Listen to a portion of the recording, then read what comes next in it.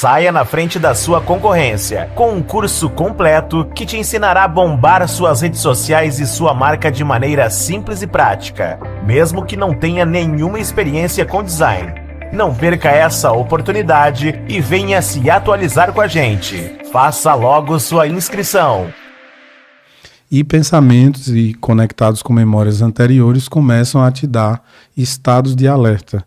Como esse processo todo não é consciente, é muito justo você elaborar um pensamento que tem uma linha lógica de pensar que talvez naquele momento aquela emoção pode deflagrar do teu pensamento.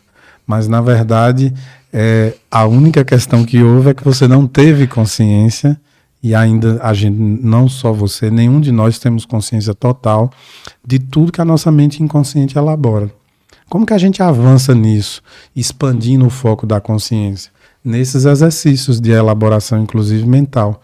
Então, assim, situações muito corriqueiras do dia a dia pode gerar situações dentro do cérebro sem precedentes, coisas muito simples, né? Às vezes passar por alguém na rua que o trejeito, o símbolo, a forma de atuar, a postura daquela pessoa deflagrou um gatilho de memória dentro de ti. Isso é muito louco, eu percebo. E aí, sem precedentes, isso pode gerar resultados cerebrais, inclusive mudanças, apesar de sutis, absolutamente grandiosas. Como é que isso pode impactar esse fato de, por exemplo... Às vezes você nem perceber, e aí do nada você tá sempre cantando uma música que, pô, faz mó tempão que você não ouve, uma música que, né, ficou ali na sua cabeça do nada, aí você vai perceber, na verdade, que você ouviu alguma coisa em algum momento daquele dia que... Sim. E foi inconsciente, né? Sim. Eu percebo isso direto. Sim. Essa pergunta é muito boa, mas continue. Você acha que essas percepções inconscientes que estão rolando o tempo inteiro, como é que isso pode afetar a saúde mental da pessoa, por exemplo? Porque ela nem pode perceber, e às vezes os sinais do ambiente estão dando sinais pro cérebro dela que ela tá se afundando, ou tá deixando ela mais ansiosa, sei lá. Perfeita a tua elaboração. Eu estou convencido cada vez mais que a nossa memória ela é holográfica. O que é um holograma? O holograma é aquela estrutura que qualquer parte que você tirar de um pedaço de holograma, ele vai representar o todo. Vamos pensar em um filme fotográfico dos anos 90. Você pega um filme para ser revelado e corta um pedaço dele e projeta na luz, você vai projetar a parte daquele filme a qual ele estar ali íntegro. O holograma, qualquer pedacinho que você tiver, ele representa o todo.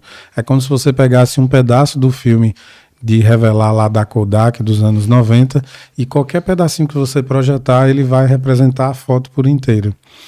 Então, a memória, na minha visão, cada vez mais ela é holográfica. Primeiro porque a memória ela está conectada e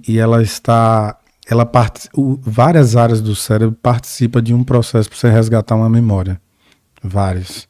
A gente já sabe, por exemplo, que a memória a memória de curto prazo, por exemplo, está na região pré-frontal, mas existem várias conectividades ali trabalhando juntas. Uma delas é a conexão exatamente com o sistema límbico, que é responsável pelas emoções. E vários gatilhos minêmicos vêm exatamente pelo peso emocional de alguma coisa que você viu, viveu, cheirou, recebeu, sentiu.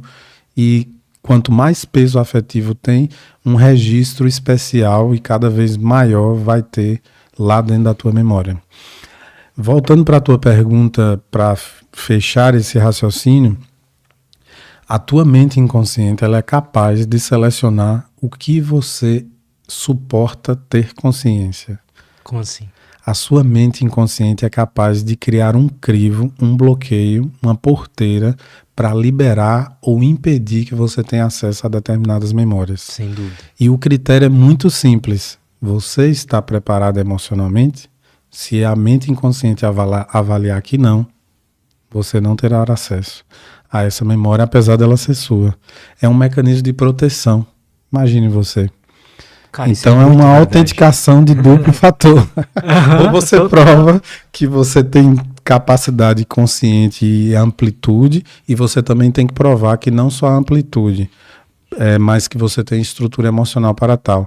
Ou seja, a autenticação de duplo fator para entrar em contato com memórias traumáticas, por exemplo, você tem que provar que você expandiu verdadeiramente a tua consciência e que você tem preparo emocional para tal. Ou seja, ainda fechando, a dimensão da inteligência intelectual precisa crescer cada vez mais. Isso nos dá a capacidade de iluminação, que nada mais é do que a expansão da consciência. Mas você não pode ser só inteligente. Se você for uma pessoa muito inteligente e não tiver estrutura para lidar com frustrações, você não vai ter acesso a memórias mais complexas. Porque você está provando que você expandiu a consciência, primeiro fator. Ok, passou. Senha, login, passou. E depois você tem que provar que você tem estrutura emocional para tal. Ou seja, a inteligência emocional já entra nessa lógica. Parece que o cérebro tem a própria inteligência, né, dele mesmo. Que ele fala assim, não, eu vou proteger esse carinha aqui. Não parece. Não parece. Ele tem. Ele tem. E é por isso que cada vez mais eu fico naquela coisa de tentar refletir que existe o que eu gosto de chamar de uma inteligência superior que nos configurou. Isso é um grande fato. Eu quero falar muito hoje aqui contigo sobre as Matrix. Porque as Matrix nada mais são do que construtos mentais que verdadeiramente nos aprisionam. E a gente só se liberta das Matrix quando a gente entende o mecanismo de funcionamento delas. Olha como isso é interessante. Né? Mas, enfim, uma inteligência superior nos programou. Isso é um fato.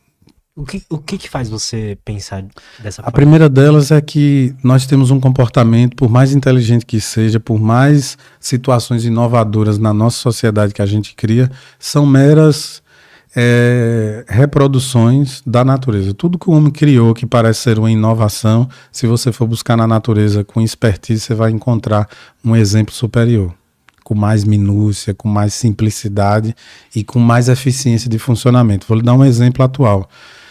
Tem se falado muito do metaverso. Concorda? Uhum. O metaverso nada mais o primeiro metaverso do mundo foi a mente inconsciente, meu amigo. Você sonha, entra no mundo virtual e dependendo do sonho você acorda sentindo todas as reações. Acordei esses dias de madrugada, parecia que eu tinha corrido uma maratona. Exatamente, né? Quando isso se repete com muita intensidade, nós qualificamos na prática clínica como terror noturno, que é uma reverberação, um fator de desdobramento do processo ansioso, que acontece à noite. E isso é um marcador biológico de complexidade, de cronificação muito alto. Porque o sono é um momento do relaxamento, você tem que ter um aumento de ondas tetas e por aí vai, que são as ondas mais lentas e que são responsáveis pelo sono. Para você ter uma crise ansiosa, você está sobrecarregado de atividades elétricas mais velozes, quando não era para existir naquele momento. Porque a ideia é de baixa, pouca produção elétrica naquele momento, né? Então o sujeito, quando ele está em coma, ele entra num processo de sono, todas as potências e as velocidades são as frequências elétricas, elas precisam ser diminuídas. Se isso não acontece, você entra num estado de torpor, você está dormindo, mas ao mesmo tempo não está, e o cérebro está trabalhando cada vez mais. Ultimamente eu estou assim. Pois é. Outro grande exemplo relacionado a isso é a dificuldade de desacelerar os pensamentos na hora que você se predispõe a dormir. Porque, teoricamente, a gente devia dizer, poxa, sei lá, 10 horas da noite, hoje eu vou dormir esse horário. Simplesmente fazer tua higiene do sono ali, sei lá, ir ao banheiro, lavar o rosto, escovar os dentes, desligar as luzes, colocar uma luz mais quente e simplesmente fechar os olhos, respirar profundo e dormir. Mas aí, cada vez mais as pessoas se queixam relacionadas a isso, né? Você simplesmente chega na cama, fecha os olhos, respira, já começou errado, puxando uma respiração muito forte, tem que ser respirações longas e profundas. Mas às vezes, mesmo fazendo as terapias de higiene do sono, como controlar melhor a respiração, um banho mais calmante, mais relaxante, evitar comidas pesadas, enfim, às vezes os pensamentos não querem parar. E você acaba perdendo a conexão de como desacelerar os seus pensamentos. O próprio Dr. Augusto Cury, ele cria um termo, né, que é a síndrome do pensamento acelerado, que é uma percepção de um comportamento social que pode gerar um processo patológico, né? Então, como desacelerar esses pensamentos para você entrar num estado perfeito, num funcionamento ótimo, como a gente chama, para poder mergulhar em um sono profundo e agradável. Então, são coisas dessa sociedade moderna que a gente vive e que precisam ser rediscutidas, porque, sem sombra de dúvida, o modelo está degradante demais.